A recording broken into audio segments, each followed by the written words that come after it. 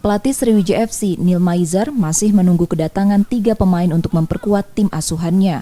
Ketiga pemain yang ditunggu, 2 pemain naturalisasi serta 1 pemain tim Liga 1. Sebelumnya, Laskar Rongkito sudah mendatangkan 4 pemain anyarnya dari tim Liga 1, masing-masing Dedi Hartono, Valentino Tela Ubun, Lucky Wahyu, dan Ferry Sistianto. Saya masih komunikasi, masih pemain, cuma tergantung situasi dan kondisi. Kan ada beberapa yang kita pantau, cuma semua kan tergantung manajemen, karena yang deal manajemen. Mungkin ada 1 atau 2 lagi, kita lihat situasinya ke depannya seperti apa.